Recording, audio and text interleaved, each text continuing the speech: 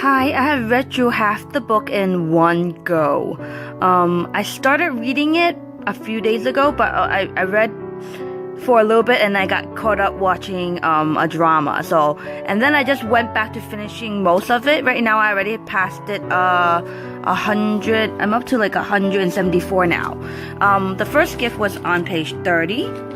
And then page 88, and then page 104, and then I'm gonna now share with you each one of them.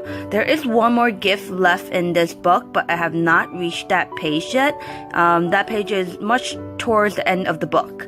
So I was very happy that the first gift was on page 30. Ooh, I already pulled this off of it by accident. So I'm gonna open this gift first, and in this scene of the story, I'm trying to have some recollections of it, because it seemed like it's been a while since I read through page 30 already. So this book is Between Two Skies by Joanne O'Sullivan, and the story is actually about a girl and her family who went through the Hurricane Katrina and destroyed everything that they know of, and so they're gonna encounter many different things throughout the story. So the first one was on page 30. Like I said, let me get to that page. On this scene, she was just talking about how much she likes being with her grandmother and what she does to help her grandmother. And she likes to brush her grandmother's hair. So in this part, it's gonna be pretty sure the gift is a comb or a brush. So I'm gonna read through. It's probably a brush. So I'm gonna read from here to here first, and to give you a sense of what the scene is. The night before my birthday, Mamir and I are in her room. Mamir is the grandmother. She is one of those real old-fashioned Cajun ladies who keeps her hair long, braided, and piled on her head in a bun.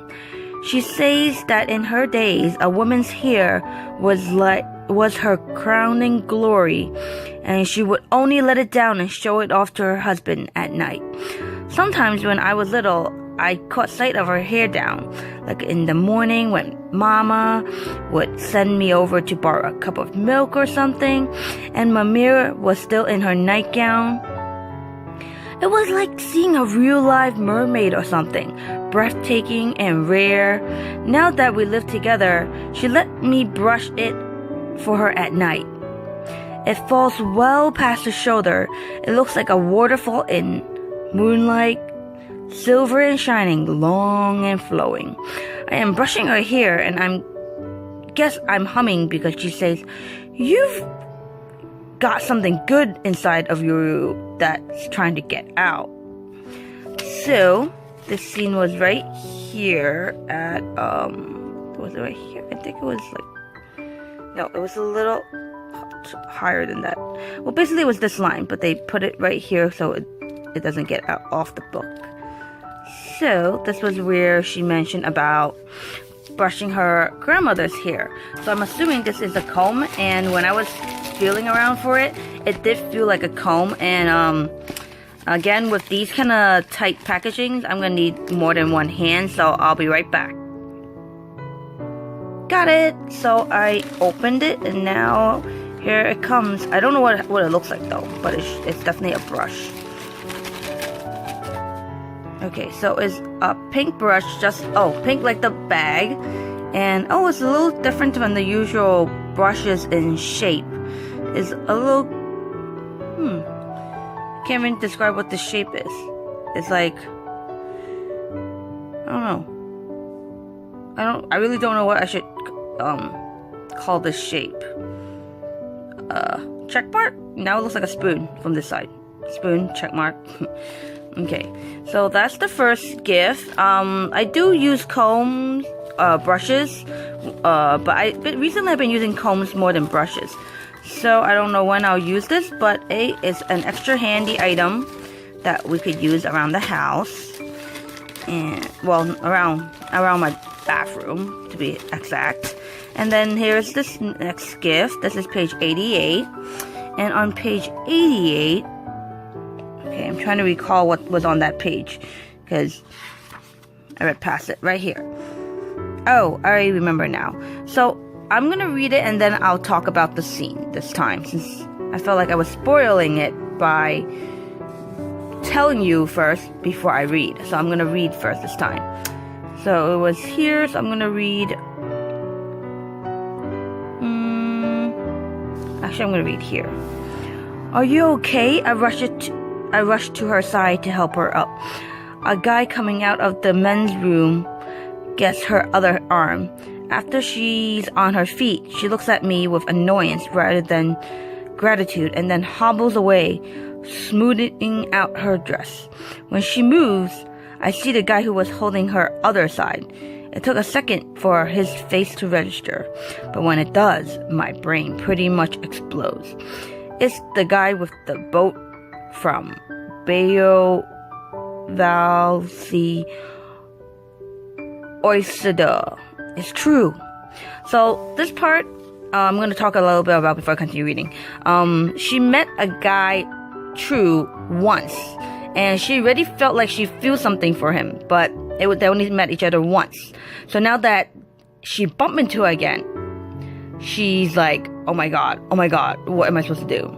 So that's why this scene happened. And then we stare at each other for what feels like forever, and it really is like a teen movie where our eyes locked and music and noise around us recedes, and there is only this intense shock of staring into each other's eye in disbelief. I'm sure my mouth is hanging open. His definitely is. Gumbo girl, Evangeline, he says in wonderment. Every time I see you, you're saving someone. And wearing a crown. Without saying a word, I reach up and rip the stupid headband off my head, my hair falling all around. But I still can't say anything. I can't reconcile everything that's happening. Me, him, here, me, him, here. This is wonderful, he says. This is incredible. This is incredible, I manage to repeat stupidly. Do you... What? I can't finish a sentence. What are you doing here? I finally get out. Do you actually go here now? The actual school? This actual school, he say, for like a month. Do you? Yes, also for like a month. So, that's where I'm going to stop reading. So this was right here at the mention of headband. A few pages earlier, they mentioned that the headband has jewels on it. It was like a bejeweled headband. So, but this scene, for the main character, Evangeline, she's basically like, oh my god, I can't believe I'm bumping into him now after so long. And the headband is just a symbol of her being dressed up pretty, which she doesn't do often. I'm trying to see where I should open. Oh, I think I may need a knife or a blade. I'll be right back. Okay, so I used the blade to cut over here and the other side. I didn't want to, like, really, like, rip it off and create, like, make a crease on it. So it is a headband, and the headband has jewels on it that looks like a crown, so that's why she was like, ah. So this is a headband with a crown on it, just like how he was describing it. It's like a crown. So, I'll find a chance to wear this. I wonder, you know what? Maybe, give me a second and I'll put it on my head. Maybe? Okay, hold on. So for a brief second, you can kind of see how this look on me. I'm not used to wearing headbands, so it looks a little weird on me, but it's still okay. So I'm gonna go back to the next gift. I'll be right back. So that was the headband gift, and I'm gonna repackage it in a moment. So I'm gonna show you the last gift. Well, last gift for now. There's still one more gift left in the set, in the book. So the next gift is on page 104. I did not know what to guess when I look at this, and same thing with this one. I couldn't really guess what it could have been. But on this page 104, they went back to their their town, which is a little island, and they went back to they own a diner, so they went back to the diner, and they can't believe what they saw. So, one page. 104, almost. There, right here. So, I'm gonna read from... Okay, I think I'm gonna start here. It's gonna be a little long paragraph. It takes about 2 minutes to drive to the diner, to where the diner should have been. All that's left is a pile of rubble, not a single wall standing. All the booths, the appliances must have floated away. It's so hard to believe that for a few minutes, I think we must be in the wrong place. But there are the usual landmarks. Mr. Ray's gas station is right there. Stripped it down to the bones. The collapsed post office. The gutted library. I can feel Mama stiffen all the way from the back seat. She gets out of the truck so quickly that by the time I get out, she's already right in the middle of the rubble. I glance quickly at Mamir, whose face is tight with pain. From besides the truck, I watch Daddy race over to Mama. He puts her hand around her like he's picking up a child who fell off her bike. She pushes him away. She walks around the edge of the rubble, wearing her anger like a suit. She picks up a cement block and uses all her effort to throw it back in the center of the pile. I help Mamir cross the field of debris to reach Mama. Looking down, I see a laminated menu lying on the ground. I picked it up. Mandy comes up the other side of Mamir and holds on to her arm. So here it was. This sticky was right here where she picked up the laminated menu. So I'm guessing this gift is actually a laminated menu. And I feel bad for her. The Katrina hurricane was pretty bad. I live in New York, so it wasn't as bad as for a lot of other people who live right in the middle of like an island and in the waters, but it was easier for me. But I felt bad for all those people that had lived through that horror.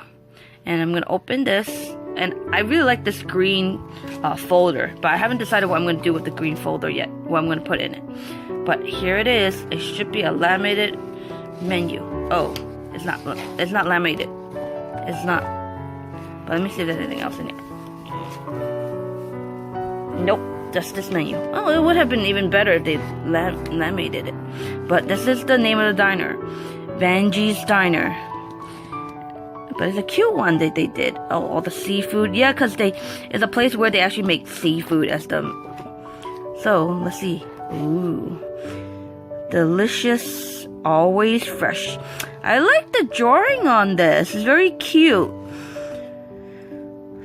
Entree, shrimp, etouffee, crawfish. I don't know how to pronounce that word. But red beans and rice with oil. I don't know how to pronounce that word. Sausage. Jambalaya, jumbo bowl of your choice. Chicken and sausage, seafood. These are reasonable prices. If this place actually exists, I'm pretty sure I will be going there to eat. Home of the best shrimp po' boys. These prices are really reasonable. New York will probably, depending on where in New York, will be selling these at those prices too. And then the fish, tilapia, fresh salmon, grilled shrimp, and the sides and drink.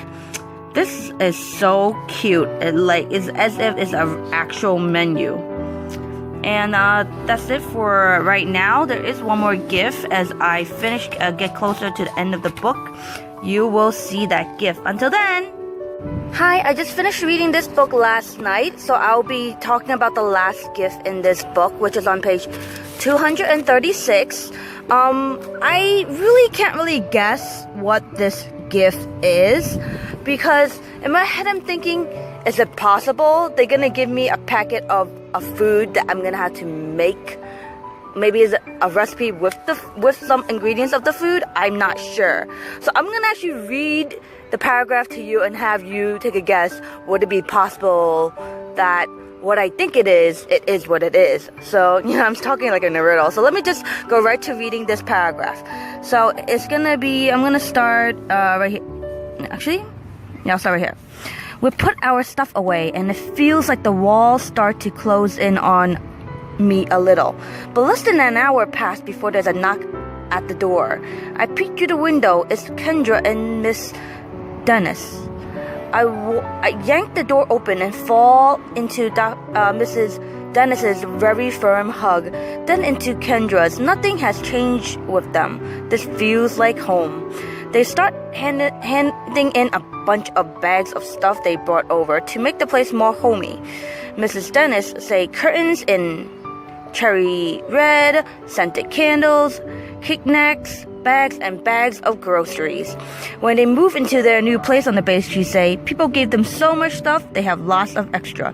So I'm regifting. She laughs with her big, hearty laugh. But before I knew it, she gone out in her car, brought in a slow cooker filled with gumbo and plugged it in.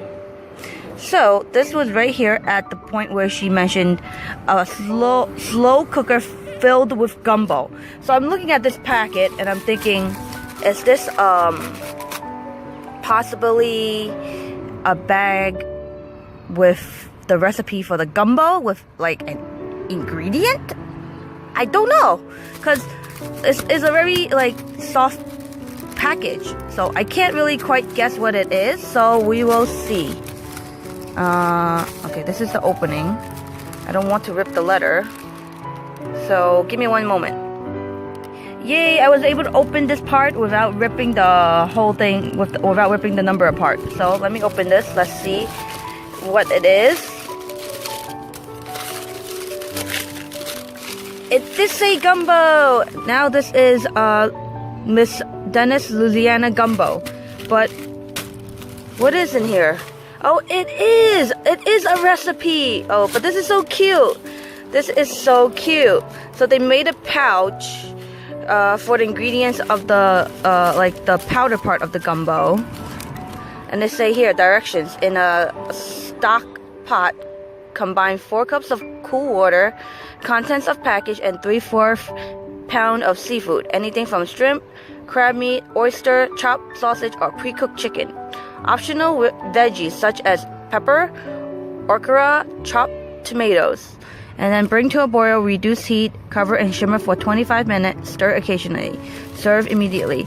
Oh, this is so cute. I was thinking, okay, would it be ingredients with a recipe? But I'm like, isn't gumbo a seafood dish? How is it possible? Now I know. So it is. This is the seasoning part of it. But oh, this, I could smell the ingredients in here now. It's basically parboiled rice enriched with what is this? I have no idea. Some kind of iron thing. And these are other ingredients in it that very, very long words. And then enrich white flour, chicken flavor, water, hydrolyzed soy protein, basically all the ingredients in here. So this means I should find a time to do some cooking and make some gumbo, get some seafood. Yum yum. Well, that is the last gift, and I'm gonna have to find some time to do some cooking with this. So that's it. It was a really interesting gift, and the book was quite sad at some points, but I did enjoy reading it. I'm glad the Katrina hurricane has passed, and I hope we don't have to experience something as horrible as that. Natural causes are something we have no control over. So that's it.